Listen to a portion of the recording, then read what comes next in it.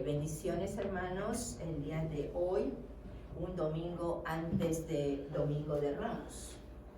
Estamos hablando de, la semana pasada estuvimos hablando de la Torre de Babel y cómo Dios, o la gente, mejor dicho, el humano nunca es obediente 100%. Y fue que buscó la manera de hacer algo que quedara en la historia, pronunciando su propio nombre, haciéndose conocer a la humanidad.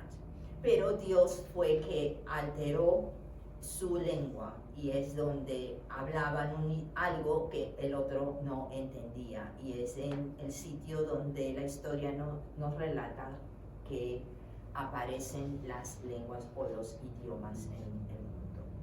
El día de hoy veamos nuestra lectura en Jeremías 33, versos 2 y 3. Nos dice: así ha dicho Jehová, que hizo la tierra, Jehová que la formó para afirmarla. Jehová es su nombre. Clama a mí, nos dice el verso 3, y yo te responderé, y te enseñaré cosas grandes y ocultas que tú no conoces. Y en el verso 6 nos dice: he aquí que yo les traeré sanidad y medicina, y los curaré y les revelaré abundancia de paz y de verdad. Amén, amén. Amén. Estamos viendo que en el verso 3 Dios nos dice: clama a mí. Clama a mí. ¿Qué es? Pídeme, búscame, llámame. Estoy esperando que me busques, que nombres mi nombre, proclama mi nombre. Acude a mí. Dame un anuncio. Hazme saber que me necesitas. Dios, a través de toda la Biblia, está pidiendo esa relación, esa conexión con el humano, sus hijos, su criatura, sus creaciones. Pero no todos queremos ser hijos de Él. Cuando hemos visto la estatua del sueño del rey Nabucodonosor la semana pasada, él tuvo un sueño y esta estatua tenía la cabeza llena, era de oro, que representaba al rey Nabucodonosor y su imperio, que estaba sobre todo, que Dios le había dado toda potestad, talentos y progreso en diferentes áreas en esa cultura. Pero luego este hombre basado en ese sueño, hace una estatua altísima de 30 metros, casi 30 metros de altura, de puro oro, oro sólido. Pero, ¿qué hace?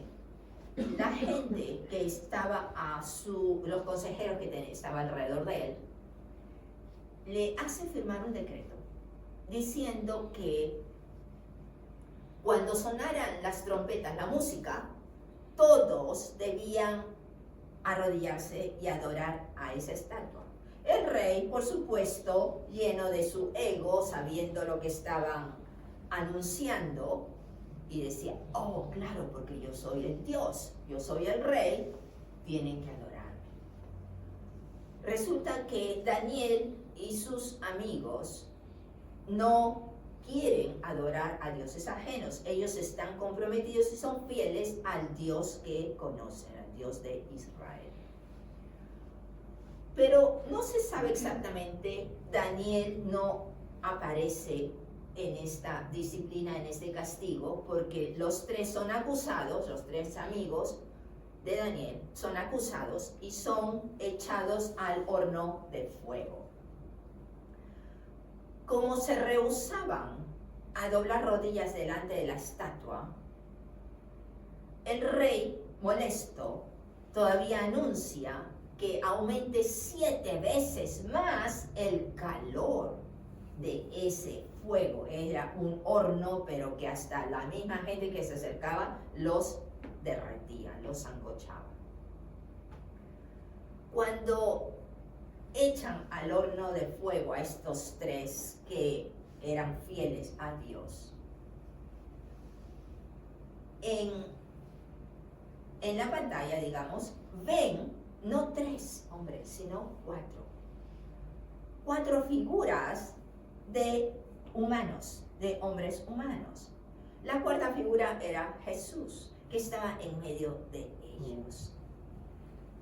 Obviamente trajo sorpresa, y el rey, cuando los hace salir, salen y no tienen ni un solo cabello quemado, ni olor a quemado, a ceniza. Su ropa intacta, no les había pasado absolutamente nada. Y vamos a ver en el libro de Daniel, hacia la derecha, que estamos en Jeremías, pasas a Ezequiel, llegas a Daniel, Daniel 2:44, lo que es la respuesta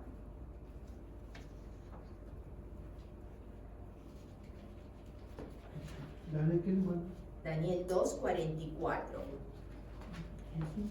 y nos dice: y en los días de estos reyes, el Dios del cielo levantará un reino que no será jamás destruido. Perdón. Esto es a raíz del sueño que tuvo Nabucodonosor. Y en este sueño, esta estatua era derrumbada por una piedra, una roca que rodaba del cielo, bajando del cielo por una montaña, y derrumbaba a la estatua. Y sabemos que esa roca representa el reino de Dios. Entonces, donde dice en el 44 la profecía de Daniel, que dice: este reino no será jamás destruido, ni será el reino dejado a otro pueblo. Desmenuzará y consumirá a todos estos reinos, pero él permanecerá para siempre, porque esa piedra fue cortada no con mano humana, vino de Dios del cielo. Pero entonces, ¿qué pasa con Daniel? Cuando los amigos son echados al fuego y el rey y todos se sorprenden de ver que no pasó nada con ellos, entonces dice en el capítulo 3, verso 28, lo que el rey Nabucodonosor dice es: bendito sea el Dios de ellos, de Sadrach, Mesach y Abednego, que son los nombres que le pusieron babilónicos a los tres amigos, que envió su ángel y libró a sus siervos que confiaron en él. ¿Cuál fue la clave? En Daniel 3:28. ¿Cuál fue la clave? La confianza. El confiar realmente de corazón, completamente, depender de él y de nadie más. Y no cumplieron el edicto del rey y entregaron sus cuerpos antes que servir y adorar a otro Dios que su Dios. Aleluya. Y entonces el rey pone como decreto que de ahora en adelante se ha de adorar al Dios de Sadrach, Mesach y Abednego, a todo el reino. Luego, en la historia de aquí mismo del reino de Babilonia, aparece un rey que es Darío, y también la misma historia se repite en diferente manera, que él quiere que primero veamos que Daniel tiene un puesto ejecutivo, un puesto alto sobre los consejeros del rey, y la envidia humana que ha existido de por siempre y seguirá existiendo hasta que la humanidad sea cambiada, sea otra mentalidad y otro cuerpo. Cuando lo acusan porque había dado un decreto el rey a través de estos otros consejeros envidiosos, que por 30 días nadie en todo el reino pueda hacer adoración a ningún otro Dios que al rey. Daniel es acusado porque él oraba 3 veces al día, encerrado en su habitación con la ventana abierta, nos dice, y es acusado al rey que él no cumple. Un decreto dado por el rey no se podía retractar, tenía que ser cumplido. Y la culpabilidad era, o la ejecución era tirarlo al foso de los leones. Cuando el rey, con pena, tiene que cumplir el edicto, y así lo hacen. Pero, curiosamente, vayamos al capítulo 6 de Daniel. A Daniel no le pasó nada, y el rey confiaba en que su Dios iba a salvarlo. Daniel capítulo 6. Veamos el 22. Mi Dios, le dice Daniel, envió su ángel, el cual cerró la boca de los leones para que no me hiciesen daño, porque ante él fui hallado inocente. Y aún delante de ti, oh rey, yo no he hecho nada malo. Daniel salió sin ninguna lesión. Entonces, el rey declara y decreta hacia todos los pueblos, en el 25, escribió a todos los pueblos, naciones y lenguas que habitan en toda la tierra, paz o sea multiplicada de parte mía, es puesta esta orden, que en todo el dominio de mi reino, todos teman y tiemblen ante la presencia del Dios de Daniel, porque Él es el Dios viviente y permanece por siempre, por los siglos de los siglos. Y su reino no será jamás destruido, y su dominio perdurará hasta el fin. El 27, Él salva y libra y hace señales y maravillas en el cielo y en la tierra. Al librado a Daniel del poder de los leones, así ha de prosperar y librar a cada uno que clama a Él. Gloria a Dios, gloria a Dios. La profecía entonces de Daniel, lo que están anunciando, Dios lo confirma. El reino de Dios, sabemos que lo ofrece Dios desde el principio del Génesis. Ha ofrecido de su reino cuando estaba Adán y Eva junto con él en el jardín. Pero, para variar, cuando el hombre trata de hacer las cosas por su cuenta, por su creatividad o ideas o su corazón, malograr todo el plan de Dios.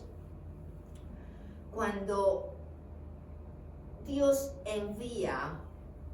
va a enviar a su Hijo Jesús para dar un plan de salvación que lo puso desde el mismo Génesis, lo anuncia a través de los profetas. Y estamos viendo que sin nombrar a Jesús, sin nombrar directamente cómo lo va a hacer, está dando el mismo plan, que es bajo el nuevo pacto que tenemos hoy en día con la cruz a través de Jesús. Cuando anuncia la venida de Jesús, lo hace también con Juan el Bautista. Juan el Bautista, sabemos que fue anunciada su venida, también fue un nacimiento milagroso, porque su madre era estéril. Sin embargo, no hay nada imposible para Dios. Amén. Y se le aparece un ángel al padre, que el padre era sacerdote, cuando le tocaba el turno de servir en el templo, y le dice que su esposa Elizabeth va a tener un bebé. A él le costaba creer. ¿Por qué? Porque estamos acostumbrados a ver para creer. Cuando la palabra y Dios espera que sea al revés. Primero, cree para que se manifieste. Aleluya, aleluya. Entonces, Juan el Bautista fue enviado para preparar el camino, para abrir las sendas del Señor, que venía unos meses después de su nacimiento de él. Y él decía, arrepiéntanse a todos los que los escuchaban. Y muchos de ellos eran fariseos que se convirtieron. Así muchos de los judíos se convirtieron. Fueron bautizados, por eso se llamó Juan el Bautista, porque bautizaba en el río Jordán, bautizaba en lagos, en diferentes zonas donde visitaba, porque era evangelista. Y hacía un bautismo de arrepentimiento, anunciando y preparando el camino a quien iba a venir después de él. Y curiosamente, en Lucas nos habla de que él estaba preparando para el Señor un pueblo bien dispuesto. Lucas 1:17, en donde nos dice bien dispuesto. Ahora yo pregunto, el pueblo bien dispuesto, primero obviamente eran de los judíos, de los israelitas, ahora somos de nosotros. ¿Estamos y somos un pueblo bien dispuesto para el Señor? Bien dispuesto quiere decir comprometido, realmente con el corazón abierto, lléname de ti, Señor. Un pueblo bien dispuesto era la misión que tenía que abrir ese camino Juan el Bautista para Jesús. Lo que él venía o iba a venir luego en su ministerio, enseñando, proclamando el reino, haciendo los milagros y las enseñanzas que nos iba a dejar para la posteridad. Entonces, Jesús habló de un reino, del mismo reino de Dios, del que él era parte, pero aún no había llegado aquí a la tierra. Estaba anunciado a través de todos los profetas. Y nos dice Jesús en su ministerio, cuando empieza a ministrar y a visitar, a evangelizar, dice, arrepiéntanse, y parecido a lo de Juan el Bautista, porque el reino de Dios se ha acercado. Acercarse no quiere decir que ya llegó. Acercarse está un poco más cercano a lo que está la gente, pero todavía no está entre ellos. Y sabemos cuál es la diferencia. La diferencia es cuando Jesús ascendió, el Espíritu Santo vino y recién invade la vida y el corazón y la mente de aquel que le abre las puertas. Es allí cuando se cumple entonces esta expresión. El reino se ha acercado, pero ahora ya ha ingresado después de la cruz. Aleluya, aleluya.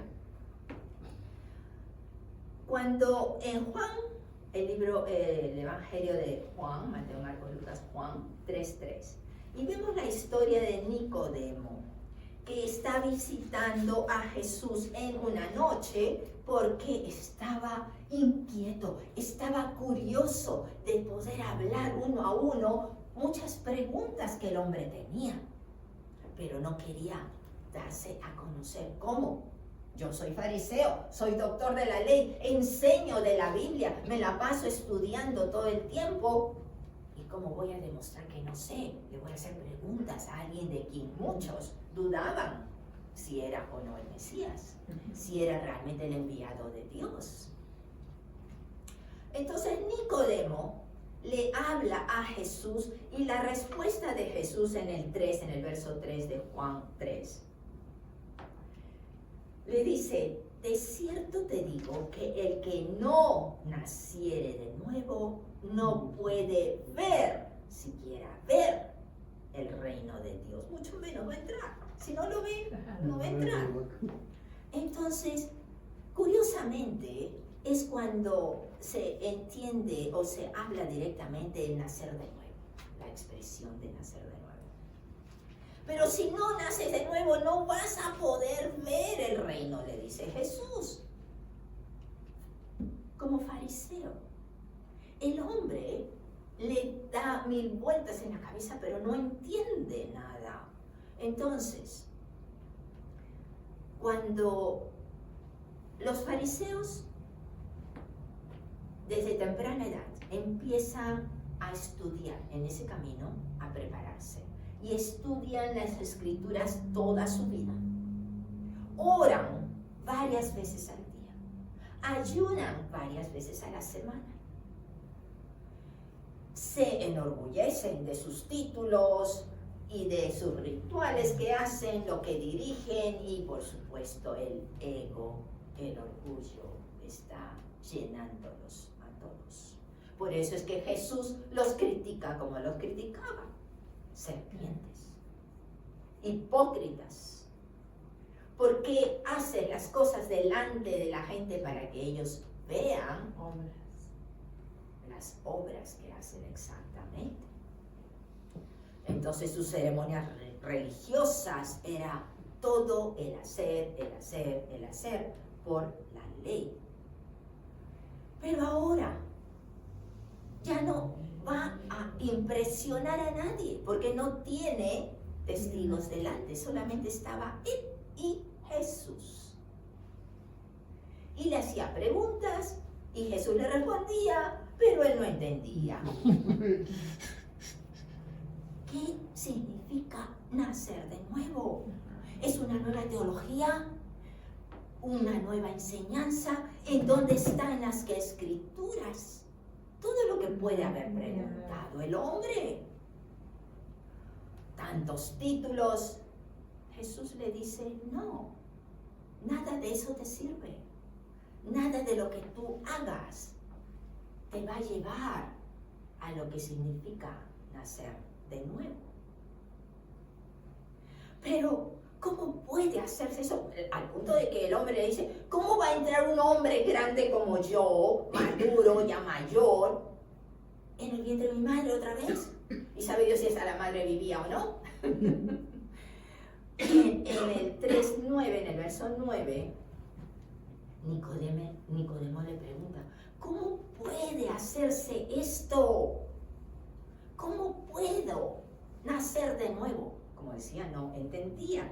Y en el 12 le dice, mira, te estoy diciendo, en la respuesta de Jesús, te estoy diciendo cosas que tú ves, cosas de la tierra, cosas terrenales, que observas, que tocas, que hueles, que miras, pero no lo crees. ¿Cómo entonces vas a entender o creer las cosas que no ves? Las celestiales, las espirituales. Entonces la respuesta de Jesús obviamente no es directa, pero el hombre, como está cegado y está con el apuro por la hora, porque ya lo van a descubrir que está visitando a Jesús, ya va a amanecer probablemente, entonces no entiende. Cuando tú estás apurado, que no tienes mucho tiempo para averiguar algo, como que la mente se cierra. ¿Les ha pasado? Sí. No entiendo, pero te están diciendo, no entiendo. Sí. Es diferentes cosas, diferentes explicaciones. Lo mismo me parece que es lo mismo, porque igual la humanidad es la misma de ayer y siempre. Sí. Entonces aquí Jesús le está diciendo de las cosas espirituales, que quiere decir el nacer de nuevo es en el espíritu y no en la carne. Cuando las cosas del espíritu se disciernen por el mismo espíritu y las cosas de la carne se disciernen por la carne. En Juan 3:16 nos dice, porque de tal manera amó Dios al mundo, que ha dado a su Hijo unigénito, para que todo aquel que en Él cree no se pierda, mas tenga vida eterna. Y en el 17, porque no envió Dios a su Hijo al mundo para condenar, sino para que sea salvo por Él. Aquí hay dos puntos importantes. Primero tenemos que creer en Él. ¿Y qué quiere decir creer? Es confiar, depender de Él, aceptar lo que Él nos ofrece, reconocer su poder. Sus pensamientos son más altos que los nuestros, nos dice Jeremías. Nosotros no podemos tener ni idea de lo que su plan es para cada uno de nosotros. Pero sabemos que sus planes son para beneficio de cada uno de los que le aman, cada uno de los que le buscan. Por eso, cuando en Mateo 7:7 nos habla, pide y tendrás. Llama, busca primero, pide, busca y toca o llama a la puerta. Entonces, pide. Pero si Dios conoce mis necesidades, pero está diciendo que lo busques. Y cuando lo buscas y le pides es porque le estás trayendo tu carga a Él y confías que Él hará. Él responderá, como la canción que hemos cantado. Clama a mí y yo responderé, que fue la lectura de Jeremías 33:3 hoy día. Porque el Señor quiere manifestarse, como leímos en Jeremías 33:6, te quiere dar la sanidad, te quiere dar la provisión, te quiere dar su refugio, su protección. Él es la sabiduría. Él nos ofrece todo lo que podemos necesitar y mucho más, de acuerdo al poder que existe en nosotros. ¿Qué quiere decir? De acuerdo a cómo tú dejas obrar al Espíritu de Dios que vive dentro de ti. Aleluya. Aleluya. Seguimos la próxima semana. Dios los bendiga. Bendiciones.